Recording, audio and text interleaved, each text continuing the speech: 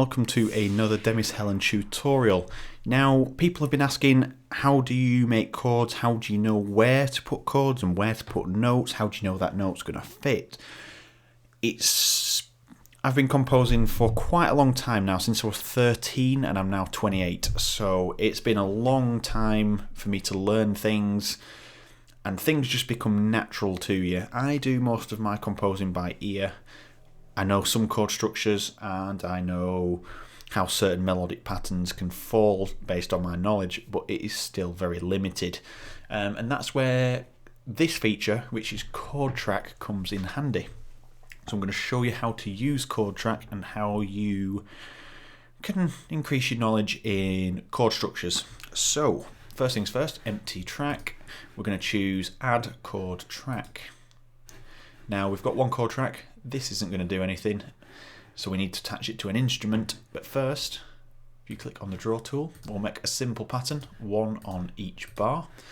They're your chord sections, so that's where each chord's going to hit, so on the start of every bar. Let's right click and add instrument track, and for this I'm going to choose massive. I had to think about that one there. If we jump in, lead Tesla, that's just a good start. Now, these two aren't joined together yet. This one needs to be able to read this one, so if we just rename this to L, so we can see what we're dealing with, LD Tesla. And then if we use monitored tracks, select track for auditioning, LD Tesla. So now we have an output. Jumping into the chord structure, we have the editor and we have the chord assistant. Chord assistant's going to come a little bit later, just be patient and I'll show you what that does. It does exactly what it says on the tin. And we're going to use the chord editor. So let's jump in and start on an F. So there you go, instantly got a preview of an F. Next chord, we're going to choose an A. Then we're going to choose a C. And then we're going to choose E. So that's random face. So now if we play this, let's just let that read.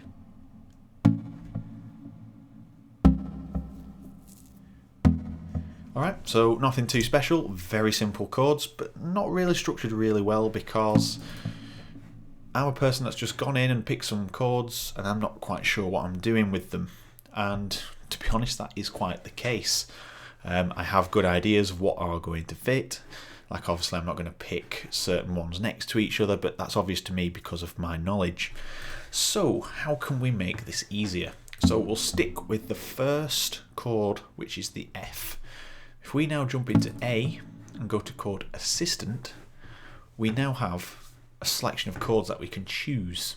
Now you can see some bracket blues, and we've got ones that haven't got even any brackets on. It's just, that's a chord structure that should work. It should fit in there, and it gives you a suggestion for the other two. And that can all get a little bit garbled in your mind because you're like, I don't understand what chords are anyway, so let's find something else. Let's download some MIDI packs or something from online. But if we use the complexity slider, we can actually remove those other choices and just have the very simple ones. We can have a few extra that are not so simple, and then we can obviously go up through the numbers. The closer to red, the more crazy they are, and probably, like people would say, it's the ones you'd never go for.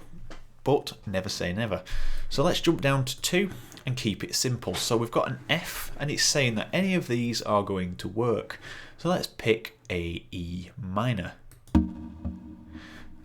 Now if we jump into C, bearing in mind we can use the arrow keys to select between each one, so we don't actually have to wait for the preview. We can actually say, ooh, it's a bit weird that.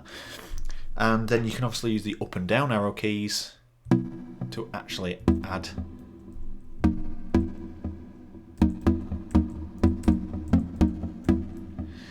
So let's go right to the top, and we're going to choose, let's choose a C sharp minor.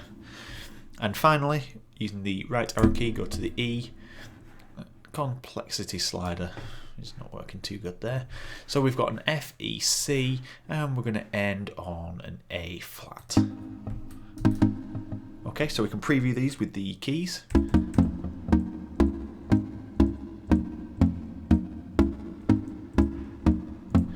So it's a very, very strange chord sequence. So let's just go in and change it just a little bit so we're getting something a little bit more familiar. So F to an E flat. Let's go F to a G. So the chord assistant now is saying that that chord doesn't work. So let's go for a C minor instead of a C sharp minor. Very nice. Okay, so that's the chord structure, and it's attached to LD Tesla, which is the first instrument we chose. Now, we need to be able to have a little bit more control over this, so if we drag that over there, okay, and what we're going to do is I'm going to show you how to use follow chord track and all the other little bits and bobs. So if you click on chord track and then click on track inversions, it's obviously going to be open like that originally. Jump to track versions, click on new, so you got track version 2, version 1. So if we copy those and just go back to the beginning, go to version 2 and paste them, let's have something a bit different. So let's go from F to let's go to a B flat, and then we're going to go to an let's not go to an F, let's go to an A flat, and then let's go to an E flat minor.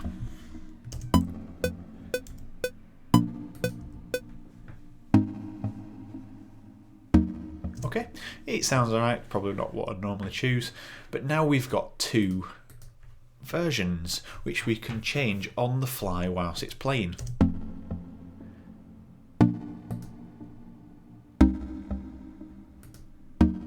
So they're changing, and that gives you it's better for creativity. You can actually switch between slight variations of chord structures, and you think, now that's the sound I'm looking for, but you might not find it initially. But if you have different versions and different sounds start coming in, you think, oh, that chord structure doesn't really work with that kind of lead. Will another chord pattern work? Obviously, if you've got a full track built, you're going to tweak it and probably change it for a breakdown or for something else, whatever you might want to do. But the best feature of this, if we go back to version 1, is if you hold Alt or Option on Mac and drag down, you can actually drag the chord structures down into MIDI data. As you can see, F, if we select them all, F, G, C minor and A flat. Why has that gone longer? I do not know. So we have these three together, and obviously if you've got these playing and then suddenly halfway through the track you want version 2, you've got this horrible mash of sound because it's not working anymore. You're going to have to go in and you're going to have to drag them all back down onto another MIDI track, so you've got a different chord structure. But if you jump into the actual instrument itself, click on chords, click on follow chord track and choose chords. Follow directly, click OK. As you can see, it did a minor adjustment there. Now if we go back to version 1,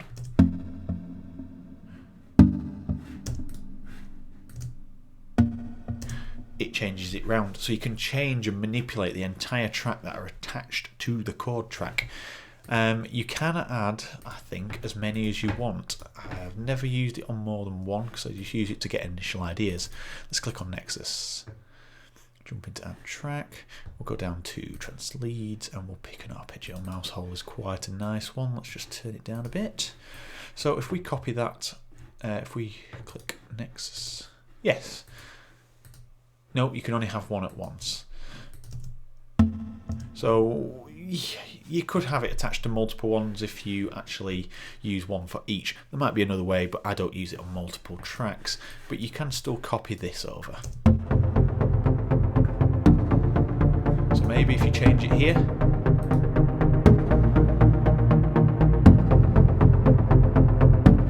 no, it doesn't change. So So I only know how to do it for one track. If there is another way, please let me know in the comments.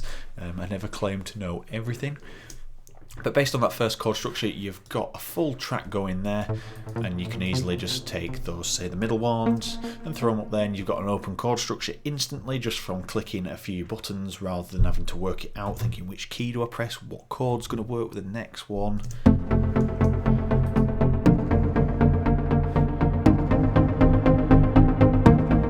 Okay, and that is a basic introduction to chord track. You can do a lot more with this. You can have some non-toned vocals, like some oohs and ahs that aren't actually any particular key, and you can use the chord track to manipulate and pitch them to the correct pitch for the chords. So if that is something that you want to see, I will do another video in the future. But that is probably the best way to learn how to use chords, because if you suddenly go, I don't like that A sharp, you're going to go to Chord Assistant, you're going to go, I want a simple chord, something safe, and I'm going to change it to an F minor, and you just know it's going to work. And obviously when it's connected down here, it's going to change. So that is an introduction to chord track. If you like the video, like, subscribe and share. You can find me on Facebook and Instagram all the time, and also visit my website at www.demishelen.com. Thanks for watching, and I'll see you in the next video.